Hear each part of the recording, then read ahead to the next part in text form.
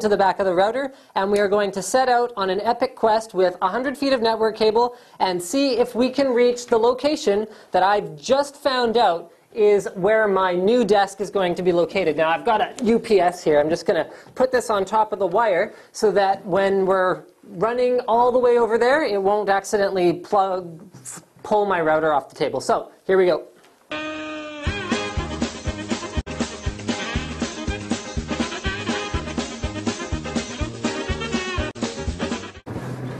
So there's our network cable running away from the Tech Tips room all the way over here. So we're going to do a couple different benchmarks to demonstrate the speed of a wired Ethernet connection. So first of all, we've got a 100 meg file that is on our Tech Tips PC, and we're going to transfer it real time from the network. So if the cameraman can have a quick zoom in here, we are dragging it to the desktop. Boom. Copied just like that. About half a second, we've got our 100 meg file over the network. Incredibly fast network transfer speeds. So the next thing that I'm going to show, I mean, it's hard to show this real time, but I'm going to ping the Tech Tips PC.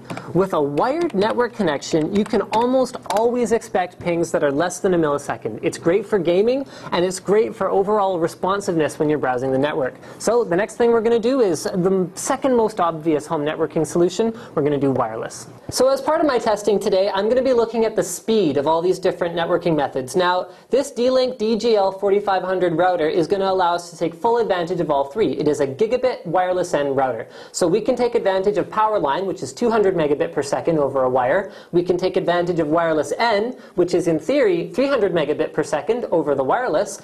And we can also take full advantage of RJ45 Cat5e cable at 1 gigabit per second. So I want to show you the installation involved in all three of these networking methods. So the first thing we're going to be doing is installing a wireless card in our test PC here. So advantage number one of wireless is there's no mess. Now we're transferring a file, it's going really slow. It took about 2.5 minutes to transfer the same file that we did in less than a second on a pure wired connection. So if I can get a cameraman, are you having a look at that? So it's going very, very, very, very slow compared to wired. Now in terms of reliability, now wireless is not the best for that. We're going to just ping our Tech Tips computer again here. You can see we did one before we picked up this shot, and we got anywhere from about 4 milliseconds to less than a millisecond to 1 millisecond. It's not the most consistent experience. So it means that for something like gaming or anything where you're browsing over the network, you are going to feel a little bit more lag with a wireless connection than with a wired. Now, in its defense, there could be a fair amount of interference in this office, and we're going through about half a dozen walls to get back to the Tech Tips room. But what we've discovered is that while it's easy and not messy and very flexible, we can move around anywhere, wireless is not the fastest, and it's not really the most reliable connection. So last but not least, we've got Powerline, and we're doing this in kind of a rarely used corner of the Tech Tips room, but here's all there is to Powerline. We'll do this end first. We plug in the Powerline adapter. We plug in an Ethernet cable, and then the cameraman didn't know we were going to do this, but I'm going to get him to kind of look up, and then we're going to plug the other end of the Ethernet cable up, up, up, up, up, over here. Follow me! We're going to plug that into the back of our router that we've been using for all of our testing. Now, the way Powerline works is it's basically treats the wall wiring like an Ethernet cable. So this segment of cable goes to the adapter goes to the wall wiring, and then we're going to meet it on the other side. Okay, so here we are setting up our Powerline networking configuration.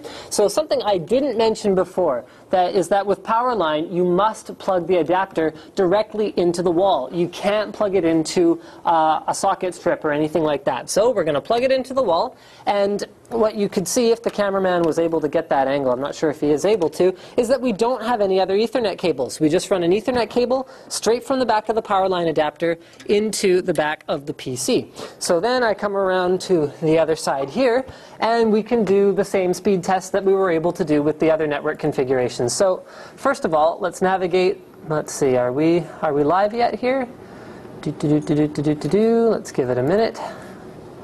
And it says we do have an internet connection, so let's just double check that. Yes, we do. So it took, in real time, you can see how long it takes it to detect the other power line adapter at the other side. So we're going to copy our Mystery of the Nile file, and you can see that we're getting about 5 megs per second, 6 megs per second. So we're about 10x faster than the wireless connection in terms of real-world speeds, although we're still not nearly as fast as the straight wired connection. So it takes us about 20 seconds, 25 seconds to transfer that file.